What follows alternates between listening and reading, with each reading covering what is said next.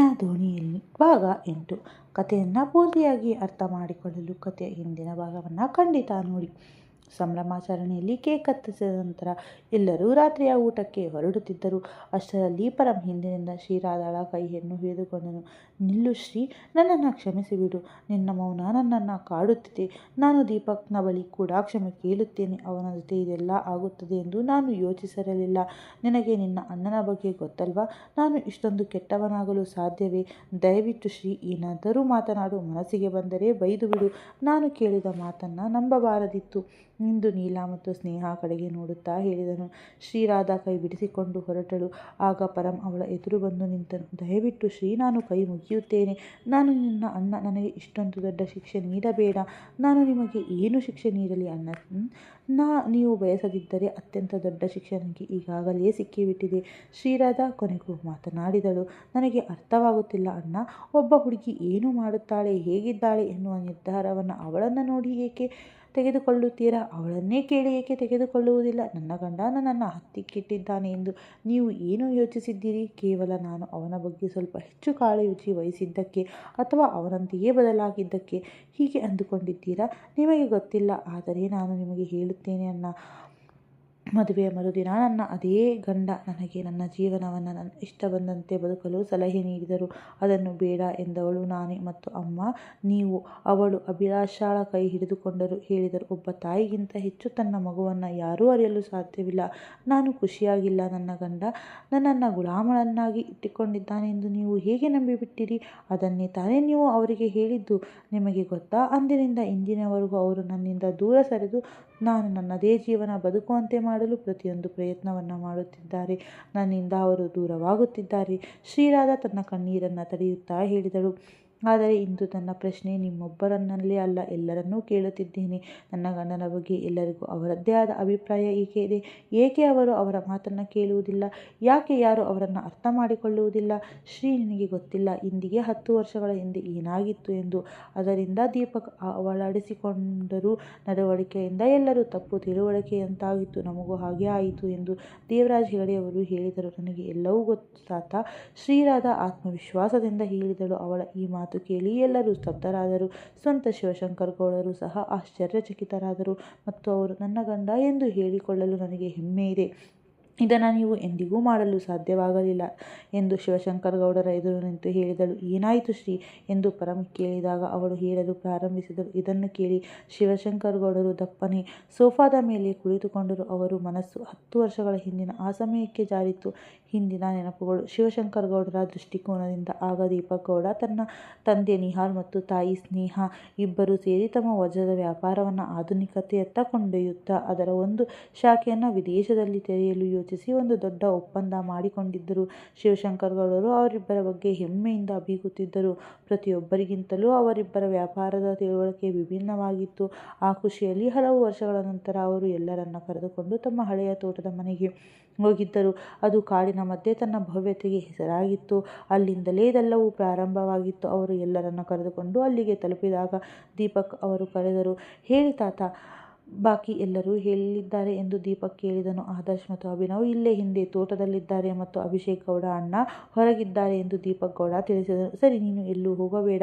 ಆಸುಪಾಸಿನ ವಾತಾವರಣ ಸರಿಯಿಲ್ಲ. ಕಾಡು ಪ್ರಾಣಿಗಳ ಭಯವಿದೆ. ಮತ್ತು ಹೌದು, ನೀನು, ಆದರ್ಶ್, ಅಭಿಷೇಕ್ ಮತ್ತು ಅಭಿನವ್ ಯಾರೂ ನದಿಯ ಹಿಂಭಾಗದ ಪ್ರದೇಶಕ್ಕೆ ಹೋಗಬೇಡಿ. ಅಲ್ಲಿ ಆದಿವಾಸಿಗಳು ವಾಸಿಸುತ್ತಾರೆ. ಅವರದ್ದೇ ಆದ ಪ್ರತ್ಯೇಕ ನಿಯಮಗಳಿವೆ. ಅದು ನಿಮಗೆ ಅರ್ಥವಾಗುವುದಿಲ್ಲ. ಸರಿನಾ? ಸರಿ ತಾತಾಜಿ, ನಾನು ಎಲ್ಲರಿಗೂ ಹೇಳುತ್ತೇನೆ ಎಂದು ಹೇಳಿ ದೀಪಕ್ ಹೊರಟು ಹೋದನು. ಮನಸ್ಸು ಶುದ್ಧವಾಗಿದ್ದ ಇತರರ ದುಃಖಗಳನ್ನು ನೋಡಲಾರದ ದೀಪಕ್ ಗೌಡನನ್ನು ವಿಧಿ ಎಲ್ಲಿಗೋ ಕೊಂಡೊಯ್ಯಿತು ಎಂಬ ಅಂದಾಜು ಅವರಿಗೆ ಇರಲಿಲ್ಲ. ಸಾಯಂಕಾಲ ದೀಪಕ್ ಗೌಡ ವಾಪಸ್ ಬಂದಾಗ ಅವನು ತುಂಬ ಬೇಸರದಲ್ಲಿದ್ದನು. ಎಲ್ಲ ಮಕ್ಕಳು ಕಾಡಿನಲ್ಲಿ ಉಳಿಯಲು ಉತ್ಸುಕರಾಗಿದ್ದರೆ ದೀಪಕ್ ಗೌಡನನ್ನ ಹಾಗೆ ನೋಡಿದ ಸ್ನೇಹ ಅವನ ಬಳಿ ಬಂದಳು. ದೀಪಕ್ ಗೌಡ, ಮಗನೇ, ಏನಾಯಿತು? ಏಕೆ ಬೇಸರವಾಗಿದ್ದೀರಾ? ಏನೂ ಇಲ್ಲ ಅಮ್ಮ. ಇಂದು ನಾನು ನದಿಯ ಬಳಿ ಹೋಗಿದ್ದೆ. ಅಲ್ಲಿ ಒಂದು ಸಣ್ಣ ಹುಡುಗಿ ಸಿಕ್ಕಿದ್ದಳು. ಅವಳ ತಂದೆ ತಾಯಿ ಅವಳಿಗೆ ಬಲವಂತವಾಗಿ ಮದುವೆ ಮಾಡುತ್ತಿದ್ದಾರೆ. ಅವಳು ತುಂಬ ಅಳುತ್ತಿದ್ದಳು. ನಾನು ಅವಳನ್ನು ಕೇಳಿದಾಗ ಅವಳು ನನ್ನಂತೆಯೇ ಓದಬೇಕೆಂದು ಹೇಳಿದಳು. ಅವಳು ತುಂಬ ಅಳುತ್ತಿದ್ದಳು ಎಂದನು. ಅಲ್ಲಿಯೇ ಕುಳಿತಿದ್ದ ಶಿವಶಂಕರ ಗೌಡರು ಅವನ ಮಾತು ಕೇಳಿ ಕೋಪದಿಂದ ದೀಪಕ್ ಗೌಡನಿಗೆ ಹೇಳಿದರು. ದೀಪಕ್, ನಾನು ಬೇಡವೆಂದು ಹೇಳಿದ್ದೆ ತಾನೆ, ಮತ್ತೆ ನೀನು ಅಲ್ಲಿಗೆ ಏಕೆ ಹೋದೆ? ಇಲ್ಲ ಅಜ್ಜ, ನಾನು ಆ ಕಡೆ ಹೋಗಲಿಲ್ಲ. ಅವಳೇ ಈ ಕಡೆ ಬಂದಿದ್ದಳು. ಅವಳು ತುಂಬ ಅಳುತ್ತಿದ್ದಳು. ಅವಳು ಅಳುವುದನ್ನು ನನಗೆ ನೋಡಲು ಸಾಧ್ಯವಾಗಲಿಲ್ಲ. ದೀಪಕ್ ಗೌಡ ತಲೆ ತಗ್ಗಿಸಿ ಹೇಳಿದನು. ನೋಡು ದೀಪಕ್, ಅವರು ತುಂಬ ಬಲಿಷ್ಠರಾಗಿದ್ದಾರೆ. ನನ್ನ ಮಾತು ನಿನಗೆ ಅರ್ಥವಾಗದಿರಲು ನೀನು ಅಷ್ಟು ಚಿಕ್ಕವನಲ್ಲ ಎಂದು ಅವರು ಸ್ವಲ್ಪ ಜೋರಾಗಿಯೇ ಹೇಳಿದರು. ಇನ್ನು ಮುಂದೆ ಅವನು ಹೋಗುವುದಿಲ್ಲ ಬಿಡಿ, ಪಾರ್ವತಮ್ಮ ಮುಂದೆ ಬಂದು ಹೇಳಿದರು. ಆಗ ಪರಿಸ್ಥಿತಿ ಶಾಂತವಾಯಿತು. ಅದರ ನಂತರ 2 ದಿನಗಳವರೆಗೆ ಯಾವುದೇ ಗಲಾಟೆ ನಡೆಯಲಿಲ್ಲ. ಅಂದಿನಿಂದ ಶಿವಶಂಕರ ಗೌಡರು ಮಕ್ಕಳಿಗೆ ಯಾವುದೇ ಅವಕಾಶ ನೀಡಲಿಲ್ಲ. ದಿನವಿಡೀ ಅವರನ್ನು ಬೇರೆ ಬೇರೆ ಸ್ಥಳಗಳಿಗೆ ಕರೆದೊಯ್ಯಲಾಗುತ್ತಿತ್ತು ಮತ್ತು ರಾತ್ರಿ ಒಂದು ಸುಂದರವಾದ ಕೌಟುಂಬಿಕ ರಾತ್ರಿಯ ಊಟವನ್ನು ತೋಟದ ಮನೆಯ ಒಳಗಡೆಯೇ ಆಯೋಜಿಸಲಾಗುತ್ತಿತ್ತು. ಹೀಗಿರುವಾಗ ಒಂದು ದಿನ ಬೆಳಗ್ಗೆ ಅವರ ಹಳೆಯ ಕೆಲಸದವನಾದ ಹರಿಪ್ರಸಾದ್ ಓಡುತ್ತಾ ಬಂದು, ಯಜಮಾನರೇ, ಆ ದೀಪಕ್ ಬಾಬಾ ಆದಿವಾಸಿಗಳ ವಸತಿಯಲ್ಲಿದ್ದಾರೆ. ಅಲ್ಲಿ ತುಂಬ ಗಲಾಟೆಯಾಗುತ್ತಿತ್ತು. ಈಗಷ್ಟೇ ನಾನು ನದಿಯ ಆ ಕಡೆ ಹೋಗಿದ್ದೆ. ಆಗ ನೋಡಿ ಬಂದೆ. ಬೇಗ ಬನ್ನಿ. ತರಾತುರಿಯಲ್ಲಿ ಉಳಿದ ಮಕ್ಕಳನ್ನು ಅಲ್ಲಿಯೇ ಬಿಟ್ಟು ಅವರೆಲ್ಲರನ್ನ ಬೇಗನೆ ಅಲ್ಲಿಗೆ ತಲುಪಿಸಿದರು. ಆಗ ಅವರು ನೋಡಿದರು, ದೀಪಕ್ ಗೌಡ ಒಬ್ಬ 11 ರಿಂದ 12 ವರ್ಷದ ಹುಡುಗಿಯ ಕೈ ಹಿಡಿದುಕೊಂಡು ಅವಳು ತುಂಬ ಅಳುತ್ತಿದ್ದಳು. ಅವನು ಆ ಪಂಗಡದವರೊಂದಿಗೆ ವಾದಿಸುತ್ತಿದ್ದನು. ದೀಪಕ್ ಎಂದು ಅವರು ಕೂಗಿದರು. ತಾತನನ್ನು ನೋಡಿ, ಇವರು ಅವಳಿಗೆ ಬಲವಂತವಾಗಿ ಮದುವೆ ಮಾಡುತ್ತಿದ್ದಾರೆಯೇ? ಅವಳಿಗೆ ಇಷ್ಟವಿಲ್ಲ ಎಂದು ಅವಳ ಕೈ ಬಿಡು ದೀಪಕ್. ಅದು ಅವರ ವೈಯಕ್ತಿಕ ವಿಷಯ ಎಂದು ಅವರು ಕಠಿಣವಾಗಿ ಹೇಳಿದರು. ಅದಕ್ಕೆ ಆ ಪಂಗಡದ ಮುಖ್ಯಸ್ಥ ಮುಂದೆ ಬಂದು ಹೇಳಿದನು, ನೋಡಿ, ನಿಮ್ಮ ಮಗು ಇದಕ್ಕೆ ತಿಳಿ ಹೇಳಿ. ನಮ್ಮ ವಿಷಯದಲ್ಲಿ ತಲೆ ಹಾಕಬೇಡ ಎಂದು ಹೇಳಿ ಮಗು ಎಂದು ಸುಮ್ಮನಿದ್ದೇವೆ. ಇಲ್ಲದಿದ್ದರೆ ಇಷ್ಟೊತ್ತಿಗೆ ಅವನು ಮುಂದೆ ಮಾತನಾಡುವಷ್ಟರಲ್ಲಿ ಸ್ನೇಹ ಕೂಗಿದಳು, ಇಲ್ಲ, ನಾನು ಅವನಿಗೆ ತಿಳಿ ಹೇಳುತ್ತೇನೆ. ದೀಪಕ್ ಮಗನೇ, ಅವಳ ಕೈ ಬಿಡು. ನೀನು ನಿನ್ನ ಅಮ್ಮನ ಮಾತು ಕೇಳ್ತೀಯಲ್ವಾ? ಅವಳನ್ನು ಹೋಗಲು ಬಿಡು ಮಗನೇ. ಆದರೆ ಅಮ್ಮ, ದೀಪಕ್ ಅಳುತ್ತಾ ಹೇಳಿದನು. ದಯವಿಟ್ಟು ಮಗನೇ, ಅಮ್ಮನ ಮಾತು ಕೇಳು. ಅವರು ಸರಿಯಾಗಿಯೇ ಹೇಳುತ್ತಿದ್ದಾರೆ. ನಿಹಾಲ್ ಅವನ ಇನ್ನೊಂದು ಕೈಯನ್ನು ಹಿಡಿದುಕೊಳ್ಳುತ್ತಾ ಹೇಳಿದನು. ದೀಪಕ್ ಅವಳ ಕೈಯನ್ನು ಬಿಡಲು ಯತ್ನಿಸುತ್ತಿದ್ದಂತೆಯೇ ಆ ಹುಡುಗಿ ಅವನ ಕೈಯನ್ನು ಇನ್ನೂ ಗಟ್ಟಿಯಾಗಿ ಹಿಡಿದುಕೊಂಡಳು. ನನ್ನನ್ನು ಬಿಟ್ಟು ಹೋಗಬೇಡಿ ಅಣ್ಣ, ನನ್ನನ್ನು ನಿಮ್ಮ ಜೊತೆ ಕರೆದುಕೊಂಡು ಹೋಗಿ. ಅವಳು ಇಷ್ಟು ಹೇಳುತ್ತಿದ್ದಂತೆಯೇ ಒಬ್ಬ ದಪ್ಪಗಿನ ಮನುಷ್ಯ ಮುಂದೆ ಬಂದು ಆ ಹುಡುಗಿಯ ಕೆನ್ನೆಗೆ ಜೋರಾಗಿ ಒಂದು ಪೆಟ್ಟು ಹಾಕಿ ಹೇಳಿದನು, ನಿನಗೆ ತುಂಬ ಕೊಬ್ಬು ಬಂದಿದೆ, ಅದಕ್ಕೆ ಈ ಹುಡುಗನ ಜೊತೆ ಹೋಗಲು ಬಯಸುತ್ತಿದ್ದೀಯಾ? ಮೊದಲು ನಿನ್ನ ಕೊಬ್ಬನ್ನು ಇಳಿಸುತ್ತೇನೆ ಎಂದು ಹೇಳಿ ಅವನು ಮುಂದೆ ಬಂದು ನಿಹಾಲ್ ಅವನ ಕೈ ಹಿಡಿದುಕೊಂಡನು. ನಿಲ್ಲಿಸಿ, ಅವಳು ಸಣ್ಣ ಹುಡುಗಿ, ಇಂತಹ ನಡವಳಿಕೆ ಶೋಭಿಸುವುದಿಲ್ಲ. ನೀವು ನಮ್ಮ ವಿಷಯದಿಂದ ದೂರವಿರಿ. ಆ ದಪ್ಪ ಮನುಷ್ಯ ಗರ್ವದಿಂದ ಹೇಳಿ ಜಗಳವಾಡಿ ಆ ಹುಡುಗಿಯ ಕೂದಲನ್ನು ಹಿಡಿದು ಜಗ್ಗಿದನು. ಆ ಹುಡುಗಿ ನೋವಿನಿಂದ ಕಿರುಚಿದಳು. ಅವಳ ಕಿರುಚಾಟವನ್ನು ಕೇಳಿ ದೀಪಕ್ ಆ ದಪ್ಪ ಮನುಷ್ಯನನ್ನು ತನ್ನ ಪೂರ್ಣ ಶಕ್ತಿಯಿಂದ ತಳ್ಳಿದನು. ಅವನು ಅಲ್ಲಿಯೇ ಇದ್ದ ಒಂದು ಕಲ್ಲಿನ ಮೇಲೆ ಬಿದ್ದನು. ಅವನ ತಲೆ ಒಡೆಯಿತು. ಇಡೀ ಗುಂಪಿನಲ್ಲಿ ಆಕ್ರೋಶ ಹರಡಿತ್ತು. ಮಾತು ಬೆಳೆಯುತ್ತಾ ಹೋಯಿತು. ತಾವು ಮಾಡಿಕೊಂಡ ನಿಯಮಗಳ ಉಲ್ಲಂಘನೆಯನ್ನು ಅವರು ಸಹಿಸಲಿಲ್ಲ. ಅವರು ಶಿಕ್ಷೆಯಾಗಿ ಆ ಹುಡುಗಿಗೆ 100 ಚಡಿ ಏಟುಗಳನ್ನು ನೀಡಲು ಹೇಳಿದರು. ನಿಹಾಲ್ ಸ್ವತಃ ಇದರ ವಿರುದ್ಧ ನಿಂತನು. ಶಿವಶಂಕರ್ ಗೌಡರು ಮತ್ತು ನಿಶ್ಚಯ್ ಅವನಿಗೆ ತಿಳಿ ಹೇಳಲು ಪ್ರಯತ್ನಿಸಿದರು. ಆದರೆ ನಿಹಾಲ್ ಮತ್ತು ಸ್ನೇಹ ದೀಪಕ್ ಗೌಡನ ಬೆಂಬಲಕ್ಕೆ ನಿಂತರು. ನಿಹಾಲ್ ತನ್ನ ಮೊಬೈಲ್ ತೆಗೆದು ಪೊಲೀಸರಿಗೆ ಫೋನ್ ಮಾಡಿದನು. ಆ ಪಂಗಡದವರು ಅವನು ಹಾಗೆ ಮಾಡುವುದನ್ನು ನೋಡಿ ತಕ್ಷಣ ಜಗಳ ಮಾರಾಮಾರಿಯಾಗಿ ತಿರುಗಿತು. ಶಿವಶಂಕರ್ ಗೌಡ, ನಿಶ್ಚಯ್ ಮತ್ತು ನಿಹಾಲ್ ಹೊರತುಪಡಿಸಿ ಅವರ ತೋಟದ ಮನೆಯ ಕೆಲಸದವರಾದ ಹರಿಪ್ರಸಾದ್ ಮತ್ತು ಜೋಗಿ ಇದ್ದರು. ಆದರೆ ಅವರ ಎದುರು ಇವರು ತೀರಾ ಕಮ್ಮಿ ಇದ್ದರು. ಚಾಕು, ಕತ್ತಿಗಳನ್ನು ತೆಗೆಯಲಾಯಿತು. ಇದೆಲ್ಲದಕ್ಕೂ ಮೂಲ ಕಾರಣ ಈ ಮಗುವೆ ಎಂಬ ಮನುಷ್ಯ ದೀಪಕ್ ಗೌಡನ ಕಡೆಗೆ ಚಾಕು ಹಿಡಿದು ನುಗ್ಗಿ ಬಂದನು. ಮಧ್ಯದಲ್ಲಿ ನಿಹಾಲ್ ಬಂದನು. ಚಾಕು ಅವನ ಚೊಚ್ಚಲಿಗೆ ಚುಚ್ಚಿತು. ಸ್ನೇಹ ನಿಹಾಲ್ ಎಂದು ಕಿರುಚಿದಳು. ಅಷ್ಟರಲ್ಲೇ ದೀಪಕ್ ಗೌಡ ತಿರುಗಿ ಆ ಮನುಷ್ಯನ ಮೇಲೆ ಒಂದು ಚೂಪಾದ ಕಲ್ಲಿನಿಂದ ಹೊಡೆದನು. ಅವನ ಕಣ್ಣಿನಿಂದ ರಕ್ತ ಧಾರೆಯಾಗಿ ಹರಿಯುತ್ತಿತ್ತು. ಬಾಕಿ ಎಲ್ಲರೂ ತಮ್ಮನ್ನು ತಾವು ರಕ್ಷಿಸಿಕೊಳ್ಳುತ್ತಿದ್ದರು. ಅದೇ ಸಮಯದಲ್ಲಿ ಸ್ನೇಹ ನಿಹಾಲ್ನನ್ನು ನೋಡಿಕೊಳ್ಳುತ್ತಿದ್ದಾಗ ಯಾರೋ ಹಿಂದಿನಿಂದ ಅವಳಿಗೆ ಚೂಪಾದ ವಸ್ತುವಿನಿಂದ ಹೊಡೆದರು. ಶಿವಶಂಕರ್ ಗೌಡರ ಕಣ್ಣು ಸ್ನೇಹ ಮೇಲೆ ಬಿದ್ದಾಗ ಅವರು ಕೂಗಿದರು, ನಿಶ್ಚಯ್, ನಿಹಾಲ್ ಮತ್ತು ಸ್ನೇಹಳನ್ನು ನೋಡು. ಅಷ್ಟರಲ್ಲಿ ಆರಕ್ಷಕರು ಬಂದಿದ್ದರು. ಅವರು ಎಲ್ಲರನ್ನ ಸುತ್ತುವರೆದಿದ್ದರು ಮತ್ತು ಆರಕ್ಷಕರು ವೈದ್ಯಕೀಯ ವಾಹನ ಕರೆ ಮಾಡಲಾಯಿತು. ಇಡೀ ಕುಟುಂಬ ಆಸ್ಪತ್ರೆಗೆ ತಲುಪಿತು. ಶಿವಶಂಕರ್ ಗೌಡರಿಗೆ ಏನೂ ಅರ್ಥವಾಗುತ್ತಿರಲಿಲ್ಲ ಮತ್ತು ಕೊನೆಗೆ ಯಾವುದರ ಭಯವಿತ್ತೋ ಅದೇ ಆಯಿತು. ಅತಿಯಾದ ರಕ್ತಸ್ರಾವದಿಂದ ನಿಹಾಲ್ ಬದುಕಲಿಲ್ಲ ಮತ್ತು ಸ್ನೇಹಳನ್ನು ಆಸ್ಪತ್ರೆಗೆ ಕರೆತರುವಾಗಲೇ ಅವಳ ಉಸಿರಾಟ ನಿಧಾನವಾಗಿತ್ತು. ಶಿವಶಂಕರ್ ಗೌಡರು ಸಂಪೂರ್ಣವಾಗಿ ಮುರಿದು ಹೋದಂತಾಯಿತು. ಅದೇ ಸಮಯದಲ್ಲಿ ನೀಲಾ ಮತ್ತು ಸ್ನೇಹ, ಇದೆಲ್ಲವೂ ದೀಪಕ್ ಗೌಡನಿಂದಲೇ ಆಗಿದ್ದು. ಅವನು ನಿಹಾಲ್ ಮತ್ತು ಸ್ನೇಹಳ ಜೀವ ತೆಗೆದಿದ್ದಾನೆ. ನಮ್ಮೆಲ್ಲರ ಜೀವನವನ್ನು ಅಪಾಯಕ್ಕೆ ಸಿಲುಕಿಸಿದ್ದನು. ತನ್ನ ಹಠ ಮತ್ತು ಕೋಪದಲ್ಲಿ ಅವನು ಆ ಹುಡುಗಿಗೆ ಸಹಾಯ ಮಾಡದೇ ಇದ್ದಿದ್ದರೆ ಇಂದು ಎಂದಿಗೂ ಆಗುತ್ತಿರಲಿಲ್ಲ ಹೇಳಿದರು. ಇದೇ ಮಾತನ್ನ ಶಿವಶಂಕರ ಗೌಡರು ಮನಸ್ಸಿನಲ್ಲಿ ಗಟ್ಟಿಯಾಗಿ ಇಟ್ಟುಕೊಂಡರು. ಇದೇ ಗಂಟು ಅವರ ಮತ್ತು ದೀಪಕ್ ಗೌಡನ ಸಂಬಂಧದ ಮಧ್ಯೆ ಬಿತ್ತು. ನೀನು ಯಾರ ಮಾತನ್ನು ಕೇಳಲು ಬಯಸುವುದಿಲ್ಲ. ನಿನ್ನ ಹಠ ಮತ್ತು ಈ ದಯೆ ತೋರಿಸುವ ಅಭ್ಯಾಸದಿಂದ ನೀನು ನಿನ್ನ ಹೆತ್ತವರನ್ನ ಕೊಂದಿದ್ದೀಯ. ನೀನು ಅವರ ಕೊಲೆಗಾರ. ಇದೇ ಮಾತನ್ನ ಶಿವಶಂಕರ ಗೌಡರು 15 ವರ್ಷದ ದೀಪಕ್ ಗೌಡನಿಗೆ ಹೇಳಿದರು. ಅಂದಿನಿಂದ 15 ವರ್ಷದ ದೀಪಕ್ ಬಂಡಾಯಗಾರನಾದನು. ಅವರಿಂದ ಶಾಶ್ವತವಾಗಿ ದೂರವಾದನು. ಅಂದಿನಿಂದ ಅವರು ಅಭಿಷೇಕ್ ಗೌಡ ತನ್ನ ಎಲ್ಲ ಕನಸುಗಳ ಆಧಾರವನ್ನಾಗಿ ಮಾಡಿಕೊಂಡರು. ದೀಪಕ್ ಗೌಡ ಪ್ರತಿಯೊಂದು ವಿಷಯದಲ್ಲೂ ಅವನಿಗಿಂತಲೂ ಒಂದು ಹೆಜ್ಜೆ ಮುಂದಿದ್ದಾನೆ ಎಂದು ತಿಳಿದರೂ ಅವರು ಹಾಗೆಯೇ ಮಾಡಿದರು. ಹಿಂದಿನ ನೆನಪುಗಳು ಮುಕ್ತಾಯ, ಅತೀತದ ನೆನಪುಗಳು. ಅವರು ವಾಪಸ್ ಬಂದಾಗ ಯಾರೋ ತಮ್ಮ ಕಾಲನ್ನ ಮುಟ್ಟಿದ ಅನುಭವವಾಯಿತು. ನಮಗೆ ನಿಮ್ಮ ದುಃಖ ಅರ್ಥವಾಗುತ್ತದೆ ತಾತ. ಆದರೆ ಒಂದು ಬಾರಿ ಆ 15 ವರ್ಷದ ಮಗುವನ್ನ ಕೇಳಿ ನೋಡಬಾರದಿತ್ತೇ? ಅವನು ನಿಮ್ಮ ಮಾತನ್ನ ಏಕೆ ಕೇಳಲಿಲ್ಲ ಎಂದು. ತನ್ನ ಹೆತ್ತವರು ತನ್ನ ಕಣ್ಣೆದುರು ಸಾಯುವುದನ್ನು ನೋಡಿ ಆ ಮಗುವಿನ ತಲೆಯ ಮೇಲೆ ಒಂದೇ ಒಂದು ಬಾರಿ ಕೈಯಿಟ್ಟು ನೋಡಬಾರದಾಗಿತ್ತೇ? ಇಷ್ಟು ವರ್ಷಗಳ ಕಾಲ ಅವನು ಆ ದುಃಖವನ್ನು ಹೇಗೆ ಹೊತ್ತು ಬದುಕುತ್ತಿದ್ದಾನೆ? ಅದಕ್ಕಾಗಿಯೇ ಅವನು ತನ್ನ ಪ್ರೀತಿಯನ್ನು ಯಾರಿಗೂ ತೋರಿಸುವುದನ್ನು ಬಿಟ್ಟು ಬಿಟ್ಟಿದ್ದಾನೆ ಮತ್ತು ತನ್ನನ್ನು ಪ್ರೀತಿಸುವವರಿಂದಲೂ ದೂರವಿರುವುದನ್ನು ಕಲಿತಿದ್ದಾನೆ. ತನ್ನ ಯಾವುದೋ ಹಠ ಅಥವಾ ಕೋಪದಿಂದ ಅವರನ್ನು ಎಲ್ಲಿ ಕಳೆದುಕೊಳ್ಳುತ್ತೇನೋ ಎಂಬ ಭಯದಿಂದ. ಶ್ರೀರಾಧಾ ಶಿವಶಂಕರ ಗೌಡರ ಕಾಲಿನ ಬಳಿ ಕುಳಿತು ಅಳುತ್ತಾ ಹೇಳಿದಳು. ಇಡೀ ಮಾತನ್ನು ಕೇಳಿ ಎಲ್ಲರ ಕಣ್ಣುಗಳು ತೇವವಾದವು. ಶಿವಶಂಕರ ಗೌಡರು ಸ್ವತಃ ಯಾವುದೋ ಆಲೋಚನೆಯಲ್ಲಿ ಜಾರಿದರು. ಅಷ್ಟರಲ್ಲಿ ಒಂದು ಧ್ವನಿ ಕೇಳಿಸಿತು. ಅವನು ಅಲ್ಲಿಗೆ ಹೇಗೆ ತಲುಪಿದನೆಂದು ನನಗೆ ಗೊತ್ತು. ಧ್ವನಿ ಬಂದ ಕಡೆ ಎಲ್ಲರೂ ತಿರುಗಿ ನೋಡಿದರು. ಬಾಗಿಲಿನಲ್ಲಿ ಕೈಯಲ್ಲಿ ಚೀಲ ಹಿಡಿದು ಕಣ್ಣಿನಲ್ಲಿ ನೀರಿಟ್ಟುಕೊಂಡು ನಿಂತಿದ್ದ ನೀಲು ಇದನ್ನ ಹೇಳಿದಳು. ಅವಳು ಬಂದಿದ್ದು ಶ್ರೀರಾಧಳನ್ನ ಭೇಟಿಯಾಗಲು. ಆದರೆ ಇಲ್ಲಿ ಬಂದು ಕೇಳಿದ ವಿಷಯವನ್ನು ಕೇಳಿ ಅವಳು ದಿಗ್ಭ್ರಮೆಗೊಂಡಳು. ಅವಳನ್ನು ಹಾಗೆ ನೋಡಿ ಶ್ರೀರಾಧಾ ಮುಂದೆ ಬಂದು, ನೀನೇಕೆ ಅಳುತ್ತಿದ್ದೀಯಾ? ಹೇಳು ನೀಲು ಎಂದು ಅವಳನ್ನು ಕೇಳತೊಡಗಿದಳು. ಅದಕ್ಕೆ ನೀಲು ಅವಳ ಕೈ ಹಿಡಿದುಕೊಂಡು ಹೇಳಿದಳು, ಗೊತ್ತು ಶ್ರೀ, ನಾನು ನಿನಗೆ ಎಂದಿಗೂ ನನ್ನ ಪೂರ್ಣ ಹೆಸರನ್ನು ಹೇಳಿರಲಿಲ್ಲ ಗೊತ್ತಾ? ಏಕೆಂದರೆ ಆ ಹೆಸರಿನಿಂದ ಗುರುತಿಸಿಕೊಳ್ಳಲು ನನಗೆ ನೋವಾಗುತ್ತದೆ. ನನ್ನ ಪೂರ್ಣ ಹೆಸರು ಕೇಳಬೇಕೆ? ಹಾಗಾದರೆ ಕೇಳು. ನಿರ್ಜರ. ಅವಳ ಹೆಸರನ್ನು ಕೇಳಿದ ತಕ್ಷಣ ಶಿವಶಂಕರ ಗೌಡರು ಹಾಗೂ ಅಲ್ಲಿ ನಿಂತಿದ್ದ ನಿಶ್ಚಯ್, ನೀಲಾ, ಸ್ನೇಹ ಎಲ್ಲರ ಮನಸ್ಸಿನಲ್ಲಿ ಮಿಂಚು ಸಂಚರಿಸಿದಂತಾಗಿತ್ತು. ಶಿವಶಂಕರ ಗೌಡರು ಅವಳ ಮುಖವನ್ನು ಸೂಕ್ಷ್ಮವಾಗಿ ನೋಡಲಾರಂಭಿಸಿದರು. ಅದಕ್ಕೆ ನೀಲು ಮತ್ತೆ ಮಾತನಾಡಲು ಪ್ರಾರಂಭಿಸಿದಳು. ನೀವು ಯೋಚಿಸುತ್ತಿರುವುದು ಸರಿಯಾಗಿದೆ. ಅಂದು ನಿಮ್ಮ ಮೊಮ್ಮಗನಿಗೆ ಯಾರ ನೋವನ್ನು ನೋಡಲು ಸಾಧ್ಯವಾಗಲಿಲ್ಲವೋ ಆ 10-11 ವರ್ಷದ ಹುಡುಗಿ ನಾನೇ. ಮತ್ತು ಶ್ರೀ, ನೀನು ಯೋಚಿಸಿದ್ದು ಸರಿ. ನಿನ್ನ ದೀಪಕ್ ಅಂದು ಸರಿಯಾಗಿದ್ದು ಇಂದು ಸರಿಯಾಗಿದ್ದಾನೆ. ಅಂದು ಅವನು ಮತ್ತೆ ನನಗೆ ನದಿಯ ಆ ಕಡೆಗೆ ಕಂಡಾಗ ನಾನು ಅವಕಾಶ ನೋಡಿ ಒಬ್ಬ ದೊಡ್ಡ ಅಣ್ಣನಂತೆ ಭಾವಿಸಿ ನಾನೇ ಬಂದಿದ್ದೆ. ಅವನು ತನ್ನ ತಲೆಯ ಮೇಲೆ ಕೈಯಿಟ್ಟು ತನಗೆ ಏನೂ ಮಾಡಲು ಸಾಧ್ಯವಿಲ್ಲ ಎಂದು ತಿಳಿ ಹೇಳಿದನು. ತನಗಾಗಿ ತನ್ನ ಅಜ್ಜನ ಕೋಪಗೊಳ್ಳುತ್ತಾರೆ ಮತ್ತು ಅವರನ್ನು ಕೋಪದಲ್ಲಿ ನೋಡಲು ತನಗೆ ಇಷ್ಟವಿಲ್ಲ ಎಂದು ಹೇಳಿದನು. ನಾನು ಅವನ ಮಾತನ್ನು ಒಪ್ಪಿಕೊಂಡಿದ್ದೆ. ಆದರೆ ದಿನವಿಡೀ ಏಟು ತಿಂದು ಮತ್ತು ಸರಿಯಾಗಿ ಊಟ ಸಿಗದೆ ಇದ್ದುದರಿಂದ ನಾನು ಅಲ್ಲಿಯೇ ಬಿದ್ದಿದ್ದೆ. ಅವನು ಕೇವಲ ನನ್ನನ್ನು ನನ್ನ ಮನೆಗೆ ಬಿಡಲು ಬಂದಿದ್ದನು. ಯಾವುದೋ ಕಾಡು ಪ್ರಾಣಿ ನನಗೆ ತೊಂದರೆ ಮಾಡದಿರಲಿ ಎಂದು ಅವನು ನನ್ನನ್ನು ಬಿಡಲು ಬಂದಿದ್ದ ಅಷ್ಟೇ. ಅವನು ಹೊರಡುತ್ತಿದ್ದನು ಶ್ರೀ. ಅಷ್ಟರಲ್ಲೇ ಎಲ್ಲರೂ ಬಂದರು ಗೊತ್ತಾ? ನೀಲು ಶಿವಶಂಕರ ಗೌಡರ ಎದುರು ನಿಂತು ಹೇಳಿದಳು. ಅಂದು ನಿಮ್ಮ ಮೊಮ್ಮಗ ತೆಗೆದುಕೊಂಡ ಒಂದು ನಿರ್ಧಾರದಿಂದ ತಿಳಿಯದೇ ಅವರ ಎಲ್ಲರ ಕಸಿದುಕೊಂಡಿರಬಹುದು. ಆದರೆ ಅಂದು ನನ್ನಂತಹ ಸಾವಿರಾರು ಹುಡುಗಿಯರು ಅಲ್ಲಿನ ಮೂಢನಂಬಿಕೆಗಳಿಂದ ಮುಕ್ತರಾದರು. ತಮ್ಮ ಜೀವನವನ್ನು ಬದುಕುವ ಕನಸು ಕಂಡರು. ಅವರ ಸ್ವಂತ ಹೆತ್ತವರೇ ಅವರನ್ನು ಪ್ರಾಣಿಗಳಂತೆ ನಡೆಸಿಕೊಳ್ಳುತ್ತಿದ್ದರು. ಇಷ್ಟು ಹೇಳಿ ನೀಲು ಬಿಕ್ಕಿ ಬಿಕ್ಕಿ ಅತ್ತಳು. ನಂತರ ತನ್ನನ್ನು ನಾನು ಚೇತರಿಸಿಕೊಂಡು ಮಾತನಾಡಲು ಪ್ರಾರಂಭಿಸಿದಳು. ಅಂದು ಯಾರದ್ದಾದರೂ ತಪ್ಪಿದ್ದರೆ ಅದು ನನ್ನದು ಮತ್ತು ನನ್ನ ಪಾಲಿನ ಶಿಕ್ಷೆಯನ್ನು ತಿಳಿಯದೆಯೇ ಬೇರೊಬ್ಬರು ಅನುಭವಿಸುತ್ತಿದ್ದಾರೆ. ಆ ಬೇರೆ ಯಾರೂ ಅಲ್ಲ, ನನ್ನದೇ ಶ್ರೀ. ಅವಳ ದುಃಖಕ್ಕೆ ನಾನೇ ಕಾರಣವಾದೆ. ನನ್ನನ್ನು ಕ್ಷಮಿಸು ಬಿಡು ಶ್ರೀ. ದಯವಿಟ್ಟು ನನ್ನನ್ನು ಕ್ಷಮಿಸು. ನೀಲು ಅವಳ ಮುಂದೆ ಕೈ ಮುಗಿದು ಕೇಳಿದಳು. ಅದಕ್ಕೆ ಶ್ರೀರಾಧಾ ಅವಳ ಕೈಯನ್ನು ಹಿಡಿದುಕೊಂಡು ಅವಳು ಬಾಕಿ ಎಲ್ಲರ ಮುಂದೆ, ವಿಶೇಷವಾಗಿ ಶಿವಶಂಕರ ಗೌಡರ ಬಳಿ ಕ್ಷಮೆ ಕೇಳಿದಳು. ಏನೇ ಆಗಿದ್ದರೂ ತಿಳಿಯದೇ ಆಯಿತು ತಾತ. ನಾನು ನನ್ನ ದುಃಖದಲ್ಲಿ ತಿಳುವಳಿಕೆ ಇಲ್ಲದೆ ಇಷ್ಟೊಂದು ದೊಡ್ಡ ನಷ್ಟವನ್ನು ಉಂಟು ಮಾಡಿದ್ದೆ. ನನ್ನನ್ನು ಕ್ಷಮಿಸಿಬಿಡಿ.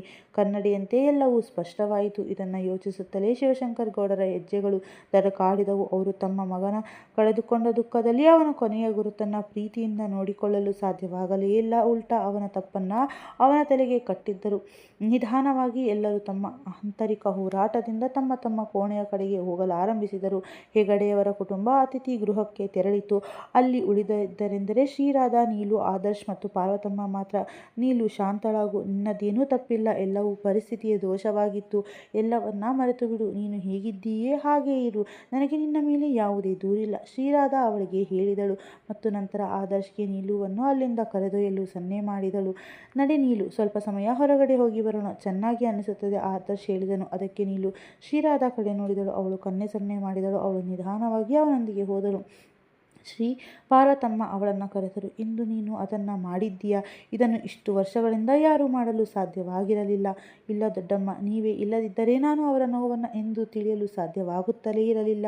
ನೀವು ನನಗೆ ಎಲ್ಲವನ್ನ ಮೊದಲೇ ಹೇಳದಿದ್ದರೆ ನಾನು ಇದೆಲ್ಲವನ್ನ ಹೇಗೆ ತಿಳಿಯುತ್ತಿದ್ದೆ? ನೀವಿದ್ದಿದ್ದಕ್ಕೆ ನಾನು ಇದೆಲ್ಲವನ್ನ ಮಾತನಾಡುವ ಧೈರ್ಯ ತೋರಿಸಿದ್ದು ದೊಡ್ಡಮ್ಮ. ಈಗ ಅವರ ಮನಸ್ಸಿನಿಂದಲೂ ಈ ಮಾತುಗಳನ್ನು ತೆಗೆದು ಹಾಕುತ್ತೇನೆ ಎಂಬ ಭರವಸೆ ಇದೆ. ಧೈರ್ಯವಾಗಿರು ಶ್ರೀ, ಎಲ್ಲವೂ ಸರಿಯಾಗುತ್ತದೆ. ಪಾರ್ವತಮ್ಮ ಅವಳ ತಲೆಯ ಮೇಲೆ ಕೈ ಇಟ್ಟು ಹೇಳಿದರು. ಅದಕ್ಕೆ ಒಂದು ಸಣ್ಣ ಮುಗುಳ್ನಗೆಯೊಂದಿಗೆ ಶ್ರೀರಾಧಾ ಕೋಣೆಯ ಕಡೆಗೆ ನಡೆದಳು. ಇಂದು ಅವಳನ್ನು ನೋಡಿ ಪಾರ್ವತಮ್ಮನವರು ಸಹ ಒಂದು ನಿರ್ಧಾರಕ್ಕೆ ಬಂದಿದ್ದರು. ರಾತ್ರಿ ಗಾಢವಾಗಿತ್ತು. ಆ ನಿಶ್ಶಬ್ದದಲ್ಲಿ ಮನೆಯ ಪ್ರತಿಯೊಬ್ಬರೂ ತಮ್ಮ ಹಳೆಯ ನೆನಪಿನ ಪುಟಗಳನ್ನು ತಮ್ಮೊಳಗೆ ತೆಗೆದು ತಾವೇ ತಮ್ಮ ಮನಸ್ಸಿನಲ್ಲಿ ಅವಲೋಕನ ಮಾಡಿಕೊಳ್ಳುತ್ತಿದ್ದರು. ಮನೆಯ ನಡುವಿನ ಹಾಲ್ನಲ್ಲಿ ಕುಳಿತಿದ್ದ ಪಾರ್ವತಮ್ಮ ದೀಪಕ್ ಗೌಡನಿಗಾಗಿ ಕಾಯುತ್ತಿದ್ದರು. ಶ್ರೀರಾಧಾ ಅವರಿಗೆ ವಿಶ್ರಾಂತಿ ಪಡೆಯಲು ಹೇಳಿದಳು. ದೀಪಕ್ ಊಟವನ್ನು ಅವಳೇ ಕೋಣೆಗೆ ತೆಗೆದುಕೊಂಡು ಹೋಗುವುದಾಗಿ ತಿಳಿಸಿದ್ದಳು. ಆದರೂ ಅವರು ಅವಳನ್ನು ಮೇಲೆ ಕಳುಹಿಸಿ ತಾವೇ ಅಲ್ಲಿ ಕುಳಿತಿದ್ದರು. ದೊಡ್ಡಮ್ಮ, ದೀಪಕ್ನ ಧ್ವನಿ ಕೇಳಿಸಿತು. ಅವರು ತಿರುಗಿ ನೋಡಿದಾಗ ಅವನು ಲಗೇಜ್ ಎಳೆಯುತ್ತಾ ಅವರ ಬಳಿ ಬಂದನು. ಇಷ್ಟೊಂದು ಚಳಿಯಲ್ಲಿ ನೀವು ಹೊರಗಡೆ ಏನು ಮಾಡುತ್ತಿದ್ದೀರಾ? ವೈದ್ಯರ ವೆಚ್ಚ ಜಾಸ್ತಿ ಮಾಡುವುದರಲ್ಲಿ ನಿಮಗೆ ಏನಾದರೂ ಮಜಾ ಸಿಗುತ್ತಾ? ಇಲ್ಲ ಚಿನ್ನು, ನಿನ್ನ ಹತ್ತಿರ ಸ್ವಲ್ಪ ಮಾತನಾಡಬೇಕಿತ್ತು. ಈಗಂತೂ ನೀನು ಹೆಚ್ಚಾಗಿ ಸಿಗುವುದಿಲ್ಲ, ಅದಕ್ಕೆ ಮನೆಯಲ್ಲಿ ನಿನಗಾಗಿ ಕಾಯಬೇಕಾಯಿತು. ಬಾ, ನನ್ನ ಪಕ್ಕದಲ್ಲಿ ಕುಳಿತುಕೋ. ದೀಪಕ್ ಅಲ್ಲಿಯೇ ಆಸನದ ಮೇಲೆ ಕುಳಿತುಕೊಂಡನು. ಪಾರ್ವತಮ್ಮ ಮಾತನಾಡಲು ಪ್ರಾರಂಭಿಸಿದರು. ಗೊತ್ತಾ ಚಿನ್ನು, ಇಂದು ನಿನ್ನ ಹೆಂಡತಿ ಏನು ಮಾಡಿದ್ದಳು ಎಂದು? ಅವರ ಈ ಮಾತು ದೀಪಕ್ ಗೌಡನ ಗೊಂದಲದಿಂದ ಅವರನ್ನು ನೋಡಿ ಕೇಳಿದನು. ಏನು ಮಾಡಿದಳು? ಅದನ್ನು ಮಾಡಿದಳು ಚಿನ್ನು, ಇದನ್ನು ಯಾರೂ ಮಾಡಿರಲಿಲ್ಲ. ಮತ್ತು ಅವರು ಎಲ್ಲವನ್ನ ಹೇಳಲು ಪ್ರಾರಂಭಿಸಿದರು. ಅವರು ಹೇಳುತ್ತಾ ಪ್ರಾರಂಭಿಸಿದಂತೆ ದೀಪಕ್ನ ಕಣ್ಣುಗಳು ಕೆಂಪಾಗುತ್ತಾ ಹೋದವು. ಗಂಟಲು ತುಂಬಿ ಬಂತು. ಅವನು ತಿರುಗಿ ಸುಮ್ಮನಾಗಿದ್ದ ಪಾರ್ವತಮ್ಮನವರನ್ನ ನೋಡಿದನು. ಅವರು ಅತೀತವನ್ನ ನೆನೆದು ತಮ್ಮ ಸೆರಗಿನಿಂದ ಕಣ್ಣೀರನ್ನು ಒರೆಸಿಕೊಳ್ಳುತ್ತಿದ್ದರು. ಅವನು ಅವರ ಕೈ ಹಿಡಿದು ತನ್ನ ಕರವಸ್ತ್ರ ತೆಗೆದು ಅವರ ಕಣ್ಣೀರನ್ನು ತಾನೇ ಒರೆಸಿ ಹೇಳಿದನು. ಹಾಗಾದರೆ ನನ್ನ ಹೆಂಡತಿಗೆ ಇಂದು ನೀವು ಅಭಿಮಾನಿ ಆಗಿಬಿಟ್ಟಿದ್ದೀರಾ ಅನ್ಸುತ್ತೆ. ನಾಳೆಯಿಂದ ನಿಮ್ಮ ಬಾಯಿಂದ ಅವಳ ಗುಣಗಾನ ಸ್ವಲ್ಪ ಹೆಚ್ಚಾಗಿಯೇ ಕೇಳಲು ಸಿದ್ಧನಾಗುತ್ತೇನೆ. ಅವಳು ಅಳುತ್ತಾ ನಕ್ಕು ಬಿಟ್ಟರು. ಈಗ ನಾನು ನಕ್ಕ ಹಾಗೆ ಅವಳ ತುಟಿಯ ಮೇಲೂ ಮುಗುಳ್ನಗೆಯನ್ನು ವಾಪಸ್ ತಂದುಕೊಡು ಚಿನ್ನು, ನೀನು ಹೇಗಿದ್ದೀಯೋ ಹಾಗೇ ಇರು, ಪಾರ್ವತಮ್ಮ ಹೇಳಿದರು. ಅದಕ್ಕೆ ದೀಪಕ್ ಕೈಗಳು ನಿಂತು ಹೋದವು. ನನಗೆ ಗೊತ್ತು, ನೀನು ಅವಳನ್ನು ಅಷ್ಟೇ ಪ್ರೀತಿಸುತ್ತೀಯ, ಅವಳು ನಿನ್ನನ್ನು ಪ್ರೀತಿಸುವಷ್ಟೇ. ನಿನ್ನನ್ನು ನೀನು ತಡೆದುಕೊಳ್ಳಬೇಡ ಚಿನ್ನು. ಅವಳು ಒಳಗೊಳಗೆ ಒದ್ದಾಡುತ್ತಿದ್ದಾಳೆ. ಅವಳು ನಿನಗಾಗಿ ಹಂಬಲಿಸುತ್ತಿದ್ದಾಳೆ. ಈಗಲಾದರೂ ನಿಲ್ಲು ಚಿನ್ನು. ನೀನು ಏನೇ ಮಾಡಿದರೂ ಅವಳು ನಿನ್ನನ್ನು ಬಿಟ್ಟು ಎಲ್ಲೂ ಹೋಗೋದಿಲ್ಲ. ಇಂತಹ ಬೆಂಕಿಯನ್ನು ನಾನು ಶ್ರೀರಾಧಾಳ ಕಣ್ಣುಗಳಲ್ಲಿ ಇಂದು ನೋಡಿದ್ದೇನೆ ಎಂದು ಅವಳನ್ನು ನೆನಪಿಸಿಕೊಳ್ಳುತ್ತಾ ಹೇಳಿದರು. ನಂತರ ದೀಪಕ್ ಹೆಗಲನ್ನು ನಿಧಾನವಾಗಿ ಒತ್ತಿ ಎದ್ದು ಕೋಣೆಯ ಕಡೆಗೆ ಹೊರಟು ಹೋದರು. ದೀಪಕ್ ಹೊರಗೆ ತೋಟದ ಕಡೆಗೆ ಹೋದನು. ಅವನು ತನ್ನ ಕೋಣೆಯ ಕಡೆಗೆ ನೋಡಿದನು. ಅಲ್ಲಿ ಮಂದವಾದ ಬೆಳಕು ಉರಿಯುತ್ತಿತ್ತು. ಇದರ ಅರ್ಥ ಶ್ರೀರಾಧಾ ಅವನಿಗಾಗಿ ಕಾಯುತ್ತಿದ್ದಳು. ಮಡಿಕೇರಿಯ ಹಸಿರು ಮಡಿಲಿನ ಸಣ್ಣ ಚಳಿಯ ಹನಿಗಳು ಅವನ ಮೇಲೆ ಬೀಳುತ್ತಿದ್ದವು. ಆದರೆ ಅವನಿಗೆ ಅದರಿಂದ ಯಾವುದೇ ವ್ಯತ್ಯಾಸವಾಗುತ್ತಿರಲಿಲ್ಲ.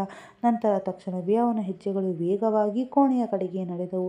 ನಿಧಾನವಾಗಿ ಅವನು ಬಾಗಿಲು ತೆರೆದು ಕೋಣೆಯೊಳಗೆ ಕಣ್ಣು ಆಡಿಸಿದನು. ಶ್ರೀರಾಧಾ ಸೋಫಾದ ಬಳಿ ನೆಲದ ಮೇಲೆ ಕುಳಿತು ಕಣ್ಣು ಮುಚ್ಚಿ ತನ್ನ ತಲೆಯನ್ನು ಹಿಂದೆ ಆಸನಕ್ಕೆ ಒರೆಸಿಕೊಂಡಿದ್ದಳು. ಕಿಟಕಿ ಬಾಗಿಲಿನಿಂದ ಬರುತ್ತಿದ್ದ ಮಂದವಾದ ಗಾಳಿ ಅವಳ ಮುಂಗುರುಳುಗಳನ್ನು ಅವಳ ಕೆನ್ನೆ ಮತ್ತು ತುಟಿಗಳ ಮೇಲೆ ತರುತ್ತಿದ್ದವು. ಮಂದ ಬೆಳಕಿನಲ್ಲಿ ಹೊಳೆಯುತ್ತಿದ್ದ ಅವಳ ಆ ಬಿಳಿ ಬಣ್ಣ ಬಂಗಾರದಂತೆ ಕಾಣುತ್ತಿತ್ತು ಮತ್ತು ಅದರ ಮೇಲೆ ಅವಳ ಗಾಢ ಕೆಂಪು ಬಣ್ಣದ ಸೀರೆ ಉಟ್ಟಿದ್ದಳು. ದೀಪಕ್ ಗೌಡನ ಕಣ್ಣು ಅವಳ ಮೇಲೆಯೇ ನಿಂತು ಹೋದವು. 2 ನಿಮಿಷ ಅವಳನ್ನು ನೋಡಿದ ನಂತರ ಅವನು ನಿಧಾನವಾಗಿ ಬಾಗಿಲು ಮುಚ್ಚಿ ಅವಳ ಬಳಿ ನೆಲದ ಮೇಲೆ ಕುಳಿತುಕೊಂಡನು.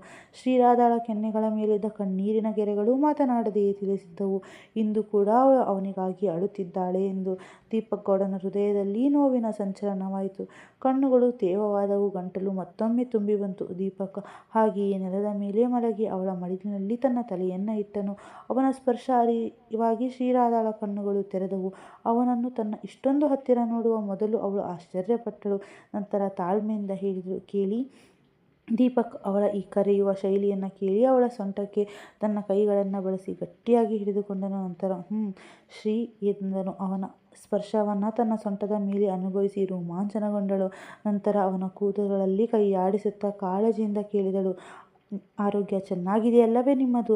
ಅದಕ್ಕೆ ದೀಪಕ್ ತನ್ನ ತಲೆಯನ್ನು ತಿರುಗಿಸಿ ತನ್ನ ಹಗುರು ಗುಲಾಬಿ ಬಣ್ಣಕ್ಕೆ ತಿರುಗಿದ ಕಣ್ಣುಗಳಿಂದ ಅವಳನ್ನು ನೋಡಿದನು. ಅವನ ಹಗುರವಾದ ಒದ್ದೆಯಾದ ಚದುರಿದ ಕೂದಲು ಮತ್ತು ಒದ್ದೆಯಾದ ಕಣ್ಣುಗಳನ್ನು ನೋಡಿದ ಶ್ರೀರಾಧಾ ತಕ್ಷಣ ಅವನ ತಲೆಯ ಮೇಲೆ ಕೈಯಿಟ್ಟಳು. ನಿಮಗೆ ಎಲ್ಲಾದರೂ ಜ್ವರ ಬಂದಿದೆಯಾ? ಮತ್ತು ನೀವು ಹೊರಗಡೆ ಚಳಿಯಲ್ಲಿ ಏನು ಮಾಡುತ್ತಿದ್ದೀರಿ? ಇತ್ತೀಚೆಗೆ ನನ್ನ ಮೇಲೆ ಏಕೆ ಇಷ್ಟೊಂದು ಕೋಪಗೊಂಡಿದ್ದೀರಾ? ಎಂದರೆ ಊಟ, ಔಷಧಿ ಮತ್ತು ನಿಮ್ಮ ಕಾಳಜಿ ವಹಿಸುವುದನ್ನು ಬಿಟ್ಟು ಬಿಟ್ಟಿದ್ದೀರಾ?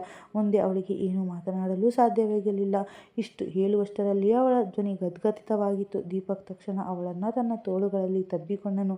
ನಂತರ ಮಾದಕತೆಯಿಂದ ಹೇಳಿದನು, ನಿನಗೆ ಹೇಗೆ ಬೇಕೋ ಹಾಗೆ ಮುಟ್ಟಿ ನೋಡು, ನನಗೆ ಜ್ವರವಿಲ್ಲ ಶ್ರೀ. ಅವಳ ಬಾಯಿಯಿಂದ ತನ್ನ ಹೆಸರನ್ನು ಹಾಗೆ ಕೇಳಿ ಶ್ರೀರಾಧಳ ತಾಳ್ಮೆಯ ಆಣೆಕಟ್ಟು ಒಡೆಯಿತು. ಶ್ರೀರಾಧಾ ದೀಪಕ್ನ ಮುಖವನ್ನು ಹಿಡಿದು ಅವಿಚ್ಛಿನ್ನವಾಗಿ ಮುತ್ತಿಡಲು ಪ್ರಾರಂಭಿಸಿದಳು. ನಂತರ ನಿಂತು ಕೇಳಿದಳು, ಹಾಗಾದರೆ ನಿಮಗೆ ಏನಾಗಿದೆ? ಏಕೆ ಚಿಂತಿತರಾಗಿದ್ದೀರಾ? ದೀಪಕ್ ಗೌಡ ಇನ್ನೂ ಕೂಡ ಅವಳ ತುಟಿಗಳ ಸ್ಪರ್ಶವನ್ನು ತನ್ನ ಮುಖದ ಮೇಲೆ ಅನುಭವಿಸುತ್ತಿದ್ದನು. ಅವನು ಅವಳ ಎದೆಯಲ್ಲಿ ತನ್ನ ತಲೆಯನ್ನು ಮರೆಮಾಡುತ್ತಾ ಹೇಳಿದನು, ನೀನು ನನ್ನನ್ನು ಏಕೆ ಇಷ್ಟೊಂದು ಪ್ರೀತಿಸುತ್ತೀಯ ಶ್ರೀ? ಏಕೆ? ನಾನು ನನಗಾಗಿ ಎಂದಿಗೂ ಏನನ್ನೂ ಮಾಡಲಿಲ್ಲ ಮತ್ತು ನಿನಗೆ ಯಾವಾಗಲೂ ತೊಂದರೆ ಕೊಟ್ಟೆ, ನಿನ್ನನ್ನು ಅಳಿಸಿದೆ. ಆದರೆ ಏಕೆ ನನ್ನ ಬಳಿ ಇದ್ದೀಯಾ ನೀನು? ಶ್ರೀರಾಧಾ ತನ್ನ ಕತ್ತಿನ ಮೇಲೆ ಕಣ್ಣೀರನ್ನು ಅನುಭವಿಸಿದ್ದ ತಕ್ಷಣ ಅವನ ಮುಖವನ್ನು ಹಿಡಿದು ಅವನನ್ನು ನೋಡುತ್ತಾ ಹೇಳಿದಳು, ನನಗೆ ಈ ಪ್ರಶ್ನೆ ಉತ್ತರ ಗೊತ್ತಿಲ್ಲ, ಏನೂ ಗೊತ್ತಿಲ್ಲ. ಗೊತ್ತಿರುವುದು ಇಷ್ಟೇ, ನಾನು ನಿಮ್ಮಿಲ್ಲದೆ ಏನೂ ಅಲ್ಲ. ಕನಸಿನಲ್ಲಿಯೂ ನಾನು ನಿಮ್ಮಿಂದ ದೂರವಾದರೆ ಉಸಿರಾಡುವುದು ಕಷ್ಟವಾಗುತ್ತದೆ. ನನ್ನ ಜೀವನ, ನನ್ನ ಅಸ್ತಿತ್ವ, ನನ್ನ ಪ್ರಪಂಚ ನೀವೇ. ತುಂಬ ತುಂಬ ಪ್ರೀತಿಸುತ್ತೇನೆ. ನಾನು ನಿಮ್ಮನ್ನು ಎಷ್ಟು ಎಂದು ಹೇಳಲು ಸಾಧ್ಯವಿಲ್ಲ. ಒಂದು ಕ್ಷಣಕ್ಕೆ ನಾನು ನನ್ನನ್ನು ಮರೆಯಬಹುದು, ಆದರೆ ನೀವು ನನ್ನ ಆತ್ಮ. ಅದನ್ನು ಹೇಗೆ ದೂರ ಮಾಡಲಿ? ಅದು ದೂರವಾಗುವುದು ಮನುಷ್ಯ ಸತ್ತಾಗ ಮಾತ್ರ. ಮುಂದೆ ಅವಳಿಗೆ ಮಾತನಾಡಲು ಬಿಡಲಿಲ್ಲ ದೀಪಕ್. ಅವಳ ತುಟಿಗಳನ್ನು ತನ್ನ ವಶಕ್ಕೆ ಪಡೆದುಕೊಂಡನು. ಇಷ್ಟೊಂದು ಶಕ್ತಿಯಿಂದ ಶ್ರೀರಾಧಳ ಸೊಂಟವನ್ನು ಹಿಡಿದು ತನ್ನ ಹತ್ತಿರ ಮಾಡಿಕೊಂಡಿದ್ದನೆಂದರೆ ಶ್ರೀರಾಧಳ ಬಾಯಿಂದ ಉಸಿರು ಹೊರಬಂತು. ಅವಳ ಮುಂದಿನ ಮಾತುಗಳು ಕೋಪ, ಹಂಬಲ, ಚಡಪಡಿಕೆಯನ್ನು ಅವನು ತನ್ನ ಮುತ್ತುಗಳ ಮೂಲಕ ಹೊರಹಾಕುತ್ತಿದ್ದನು. ಅವಳನ್ನು ಕಚ್ಚಿದನು. 15 ನಿಮಿಷದ ನಂತರ ಶ್ರೀರಾಧಳ ಉಸಿರು ಜೋರಾದಾಗ ಅವಳನ್ನು ಕೆಳಗೆ ನೆಲದ ಮೇಲೆ ಮಲಗಿಸಿ ತಾನು ಅವಳ ಮೇಲೆ ಬಂದು ತನ್ನ ಕೆಂಪು ಕಣ್ಣುಗಳಿಂದ ಅವಳನ್ನು ನೋಡುತ್ತಾ ಹೇಳಿದನು, ಮತ್ತೆ ಎಂದಿಗೂ ಹೀಗೆ ಹೇಳಬೇಡ, ಇಲ್ಲದಿದ್ದರೆ ನನ್ನಷ್ಟು ಕೆಟ್ಟವನು ಯಾರೂ ಇರುವುದಿಲ್ಲ. ಅದನ್ನು ನೋಡಿ ಶ್ರೀರಾಧಾ ಹೆದರಿ ತಲೆದೂಗಿ ಒಪ್ಪಿದಳು. ಅವಳು ಹೆದರುವುದನ್ನು ನೋಡಿ ದೀಪಕ್ ಕಣ್ಣು ಮುಚ್ಚಿ ತನ್ನನ್ನು ತಾನು ಸಾಮಾನ್ಯ ಸ್ಥಿತಿಗೆ ತಂದುಕೊಳ್ಳುತ್ತಾ ಅವಳ ತುಟಿಗಳನ್ನು ತನ್ನ ಹೆಬ್ಬೆರಳುಗಳಿಂದ ಸವರುತ್ತಾ ಮತ್ತೆ ತನ್ನ ವಶಕ್ಕೆ ತೆಗೆದುಕೊಂಡನು. ಇಂದು ಶ್ರೀರಾಧಾ ಅವನ ಸ್ಪರ್ಶವನ್ನು ಅನುಭವಿಸಿ ತನ್ನಲ್ಲಿಯೇ ಮುದ್ದಾಡಿಕೊಳ್ಳುತ್ತಿದ್ದಳು. ಇಷ್ಟು ದಿನಗಳ ಎಲ್ಲ ಹಂಬಲ, ಎಲ್ಲ ತಳಮಳಗಳನ್ನು ಇಂದು ದೀಪಕ್ ಅವಳನ್ನು ತನ್ನ ತೋಳುಗಳಲ್ಲಿ ತುಂಬಿಸಿಕೊಳ್ಳುತ್ತಾ ಕಾಡುತ್ತಿದ್ದನು. ತುಟಿಗಳಿಂದ ಸ್ವಲ್ಪ ದೂರ ಸರಿದು ಅವನು ತಕ್ಷಣ ಅವಳ ಕತ್ತಿನ ಮೇಲೆ ತನ್ನ ತುಟಿಗಳನ್ನು ಇಟ್ಟನು. ತನ್ನ ಪ್ರೀತಿಯ ಗುರುತನ್ನು ಅವನು ಅಲ್ಲಿ ಪೂರ್ಣ ತೀವ್ರತೆಯಿಂದ ನೀಡುತ್ತಿದ್ದನು. ಇದರಿಂದ ಶ್ರೀರಾಧಾ ಒಮ್ಮೊಮ್ಮೆ ನಡುಗುತ್ತಿದ್ದಳು, ಒಮ್ಮೊಮ್ಮೆ ಹಲ್ಲುಗಳಿಂದ ತನ್ನದೇ ತುಟಿಗಳನ್ನು ಕಚ್ಚಿಕೊಳ್ಳುತ್ತಿದ್ದಳು. ದೀಪಕ್ ಗೌಡನ ಕೈಗಳು ಈಗ ಚಲನೆಯಲ್ಲಿದ್ದವು. ಅವನು ತನ್ನ ತಾಳ್ಮೆಯನ್ನು ಕಳೆದುಕೊಳ್ಳುತ್ತಿದ್ದನು. ಶ್ರೀರಾಧಾ ಗಟ್ಟಿಯಾಗಿ ತನ್ನ ಕಣ್ಣುಗಳನ್ನು ಮುಚ್ಚಿಕೊಂಡಿದ್ದಳು. ದೀಪಕ್ ಅವಳ ಗಟ್ಟಿಯಾಗಿ ಮುಚ್ಚಿದ ಕಣ್ಣುಗಳನ್ನು ನೋಡಿದನು. ಶ್ರೀ. ದೀಪಕ್ ಅವಳನ್ನು ಕರೆದನು. ಆಗ ಶ್ರೀರಾಧಾ ಕಣ್ಣುಗಳನ್ನು ತೆರೆದು ಅವನನ್ನು ನೋಡಿದಳು. ತನ್ನ ಮೊಣಕಾಲನ್ನು ಮಡಚಿಕೊಳ್ಳುತ್ತಿದ್ದ ಅವನು ಚಡಪಡಿಕೆಯಿಂದ ಅವಳನ್ನು ನೋಡುತ್ತಿದ್ದನು. ಶ್ರೀರಾಧಾಳ ಮನಸ್ಸು ಕರಗಿತು. ಅವಳು ತನ್ನ ತೋಳುಗಳನ್ನು ತೆರೆದು ಅವನನ್ನು ತನ್ನ ಬಳಿ ಕರೆದಳು. ಬನ್ನಿ ನನ್ನ ಬಳಿ, ಅವಳು ಹಂಬಲದಿಂದ ಹೇಳಿದಳು. ದೀಪಕ್ ಒಂದೇ ಜಿಗಿತದಲ್ಲಿ ತನ್ನ ಮೇಲಂಗಿಯನ್ನು ತೆಗೆದು ಪಕ್ಕಕ್ಕೆ ಎಸೆದು ಅವಳ ಆಲಿಂಗನದಲ್ಲಿ ಮುಳುಗಿ ಹೋದನು. ಅವಳನ್ನು ಅತಿಯಾಗಿ ಮುದ್ದಾಡುತ್ತಾ ಹೇಳಿದನು, ನಾನು ನಿಲ್ಲಲು ಬಯಸುವುದಿಲ್ಲ ಶ್ರೀ, ನಿನ್ನವನಾಗಲು ಬಯಸುತ್ತೇನೆ, ನಿನ್ನನ್ನು ನನ್ನವಳನ್ನಾಗಿ ಮಾಡಿಕೊಳ್ಳಲು ಬಯಸುತ್ತೇನೆ. ಅದಕ್ಕೆ ಶ್ರೀರಾಧಾ ಉತ್ತರವಾಗಿ ಅವನ ಬೆನ್ನಿನ ಮೇಲೆ ತನ್ನ ತೋಳುಗಳನ್ನು ಗಟ್ಟಿಯಾಗಿ ಬಿಗಿದಳು. ಶ್ರೀರಾಧಾಳ ಅನುಮತಿ ಸಿಗುತ್ತಿದ್ದಂತೆಯೇ ದೀಪಕ್ ತನ್ನ ಮೇಲಿನ ನಿಯಂತ್ರಣವನ್ನು ಕಳೆದುಕೊಳ್ಳಲು ಆರಂಭಿಸಿದನು. ದೀಪಕ್ ಅವಳಿಗೆ ಮುತ್ತಿಡಲು ಬಯಸುತ್ತಿದ್ದಂತೆಯೇ ಕೇಳಿ ಶ್ರೀರಾಧಾ ನಿಧಾನವಾಗಿ ಹೇಳಿದಳು.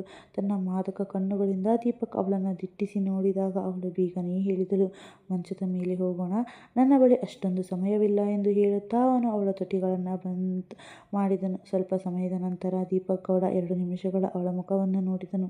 ನಂತರ ಅವನ ಹಣೆಯ ಮೇಲೆ ತನ್ನ ತುಟಿಗಳನ್ನು ಇಟ್ಟನು. ನಂತರ ಅವಳ ಕೆನ್ನೆಯನ್ನು ಬೆರಳುಗಳಿಂದ ಸವರುತ್ತಾ ಹೇಳಿದನು, ನಾನು ನಿನ್ನನ್ನು ಪ್ರೀತಿಸುತ್ತೇನೆ Shri, I love you Shri. Shri.